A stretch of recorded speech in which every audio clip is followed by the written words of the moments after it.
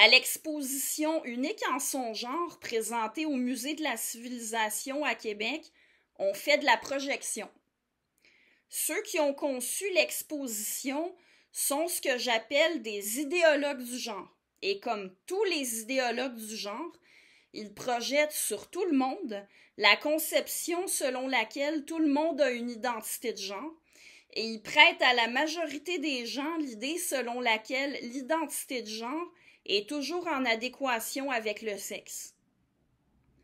La vérité, c'est que la majorité des gens, ils ne pensent pas à ça, l'identité de genre. Ça ne fait pas partie de leur conception du monde. La notion d'identité de genre ne fait aucunement partie des références communes. Qu'est-ce qui me permet d'affirmer ça? Notamment le fait que ceux qui endossent cette idéologie-là trouvent utile de faire une exposition pour soi-disant informer les gens sur ce qu'est l'identité de genre. Si ça faisait partie de nos références communes, on n'aurait pas besoin de gens comme Philly Drouin, Annie-Pauline Sans-Façon, Michael Blais ou Éliane Chaput ou d'autres pour nous apprendre que ça existe et qu'on en a tous une, même si on ne le savait pas. Dans la précédente vidéo, j'ai longuement développé. Ici, je vais aller plus directement au point principal.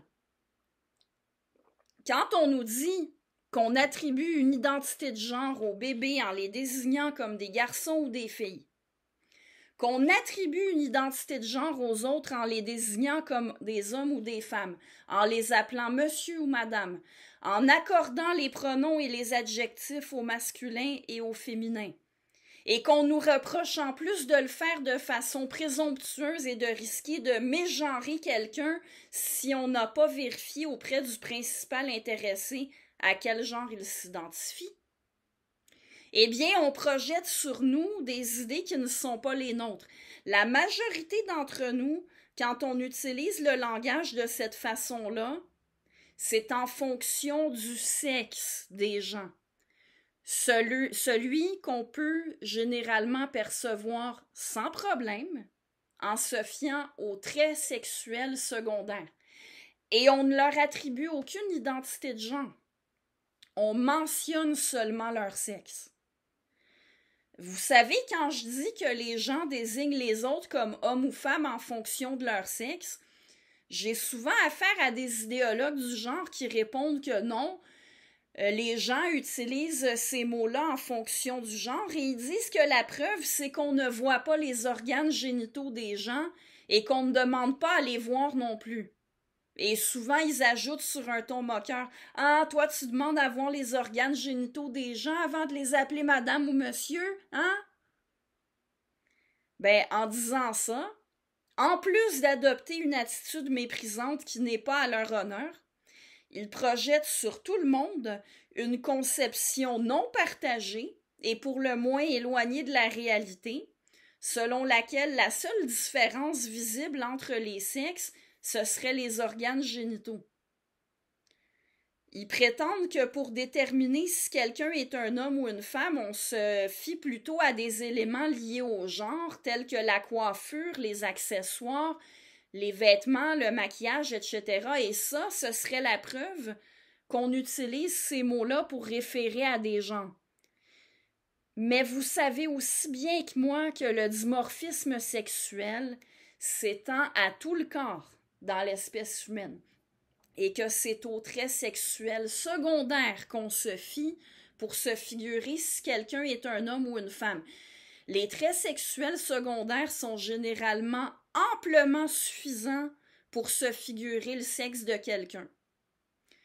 Que dans certains cas, on puisse se tromper, le cas de gens qui se trouvent à avoir une apparence atypique ou encore des gens qui s'identifient comme trans et qui ont modifié leur apparence et qui ont réussi à ressembler à une personne de l'autre sexe au point qu'on s'y méprenne.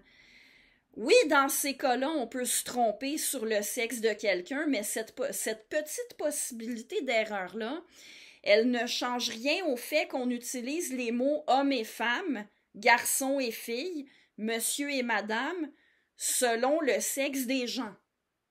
De fait, si on prend quelqu'un pour un homme et qu'on l'appelle monsieur, pour apprendre ensuite que la personne est de sexe féminin, on se dit qu'on s'est trompé et bien souvent on se sent gêné et on s'excuse. Et la même chose quand on appelle quelqu'un madame parce qu'on l'a pris pour une femme et qu'on apprend finalement que c'est un homme. Bon, dans le cas d'une personne trans, il est assez commun d'utiliser les mots qui réfèrent au sexe auquel la personne s'identifie plutôt qu'à celui auquel elle appartient effectivement. On fait ça par politesse. Mais là non plus, ça n'empêche pas que les gens sont conscients, par exemple, que Blair White est biologiquement un homme et Buck Angel est biologiquement une femme. Dans l'exposition, on prétend que les gens se fient à l'expression de genre pour désigner les autres comme des hommes ou des femmes. Bon, ce n'est pas entièrement faux. Des éléments comme la coiffure, les vêtements, la présence ou l'absence de maquillage peuvent être utilisés comme indices. Mais on utilise beaucoup plus les traits sexuels secondaires. Tenez, si on regarde des gens suivre un cours de karaté, un contexte dans lequel tout le monde est habillé pareil, on est quand même capable de distinguer les hommes des femmes. Dans la police, tout le monde porte le même uniforme et on est capable de distinguer les policiers des policières. De fait, à l'exposition, il y a un écriteau qui dit ceci: de façon plus ou moins consciente, nous avons tendance à faire la lecture du genre d'une personne, c'est-à-dire lui attribuer un genre en nous fiant uniquement à son expression de genre. Or, l'expression de genre d'un individu ne correspond pas nécessairement à son identité de genre. À titre d'exemple, une personne qui porte du vernis sur les ongles n'est pas forcément une femme.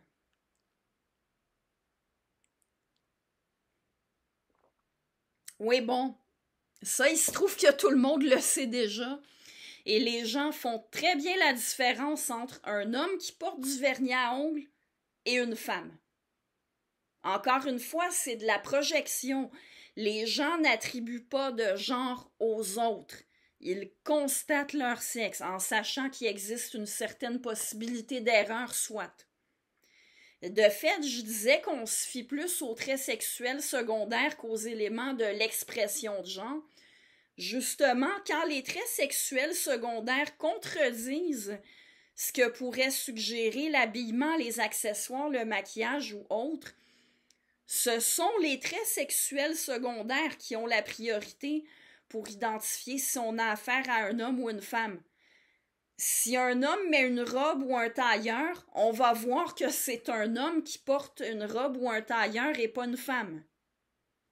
Si une femme porte des chaussures à cap d'acier et une chemise de bûcheron, on va voir que c'est une femme avec des capes d'acier et une chemise de bûcheron, pas un homme. La même chose si une femme porte un tuxedo, on voit encore que c'est une femme. Si on réagit à l'incongruité de l'expression de genre de la personne, ça va être pour dire quelque chose comme « Ah tiens, cet homme porte des vêtements de femme » ou l'inverse. Alors bref, prétendre que tout le monde utilise les mots homme et femme en fonction du genre, c'est faire de la projection et interpréter les propos de ceux qui disent qu'ils utilisent ces mots-là en fonction du sexe, en prétendant que ça veut dire qu'ils ramènent tout aux organes génitaux, c'est aussi faire de la projection. D'ailleurs, petite parenthèse, j'en profite pour noter la contradiction. Après avoir dit qu'on utilise ces mots-là en fonction du genre des personnes, en suggérant que c'est ça qu'on devrait faire, on nous reproche pourtant de le faire en disant que les éléments qui ont d'abord été présentés comme les critères pour distinguer les hommes des femmes ne sont finalement pas fiables non plus. Mais bon, fin de la parenthèse, le sujet principal de la vidéo, c'est la projection qui est faite à unique en son genre. Alors, je poursuis avec un autre exemple de projection qui est franchement risible. Quand il est question des chirurgies d'affirmation de genre, C'est-à-dire, si on veut donner une description fidèle à la réalité, les chirurgies auxquelles les personnes qui s'identifient comme trans ont recours pour se donner une apparence qui ressemble plus ou moins à celle d'une personne de l'autre sexe, on nous dit qu'on se trompe en pensant que seulement les personnes trans ont recours à ça. Alors là, il faut comprendre le point de vue des concepteurs de l'exposition. Il faut se souvenir qu'eux, ils interprètent tout et n'importe quoi à partir de l'idéologie queer ou l'idéologie du genre. C'est-à-dire que de leur point de vue, tout le monde a une identité de genre et tout le monde exprime son identité de genre. Et les chirurgies feraient partie des moyens que l'on prend pour exprimer son identité de genre.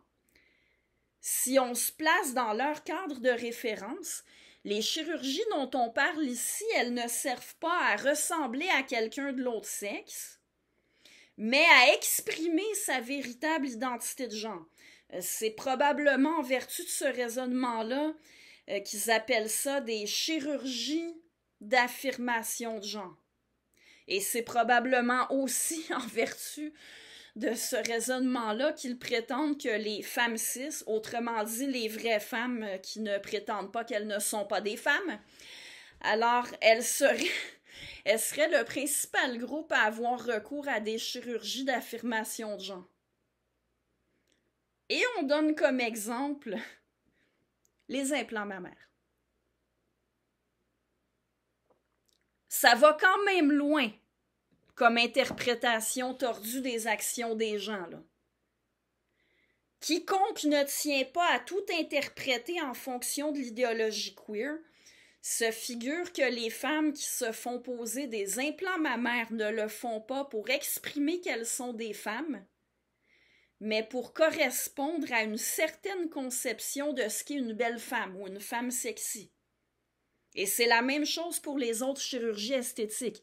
Assimiler des chirurgies qui servent à ressembler à une personne de l'autre sexe à des chirurgies qui servent à se rapprocher des standards de beauté pour le sexe auquel on appartient effectivement, je vais être directe, c'est vraiment de la rhétorique malhonnête. Et je le redis, c'est de la projection. Les concepteurs de l'exposition prennent les façons d'agir de gens qui n'endossent pas leur idéologie. Ils y attribuent des motivations ou des objectifs complètement tirés par les cheveux, apparemment dans le but de donner l'impression que leur analyse de la société relève de la description objective, alors qu'elle est fortement orientée idéologiquement. Quand on nous dit que la majorité d'entre nous sommes cisgenres, ou qu'on nous reproche de présumer que tout le monde est cisgenre, encore là, on fait de la projection. La majorité d'entre nous ne nous considérons pas ni ne considérons les autres comme ayant une identité de genre en adéquation avec leur sexe. On a juste conscience qu'on a un sexe et que les autres en ont un aussi. Et il est à noter qu'on cherche à nous imposer l'identité cisgenre. Je sais par expérience que ceux qui refusent cette étiquette-là se font reprocher par les idéologues du genre d'être intolérants ou transphobes. Chercher à imposer à la majorité des gens une identité comme ça, c'est encore faire de la projection, en plus d'avoir un aspect un peu autoritaire et déplacé. Ils sont qui pour dire à tout le monde de définir leur identité personnelle en fonction de leur idéologie? Et ce n'est pas seulement à la majorité qu'ils dictent de définir leur identité personnelle en fonction de leur idéologie. Ils font ironiquement la même chose aux minorités qu'ils prétendent défendre dans l'exposition, ainsi que généralement dans les mouvements LGBTQIA2S+. Les lesbiennes, gays et bisexuels, ils sont présentés dans l'exposition comme des gens qui ne se conforment pas au modèle hétéro-cis-normatif.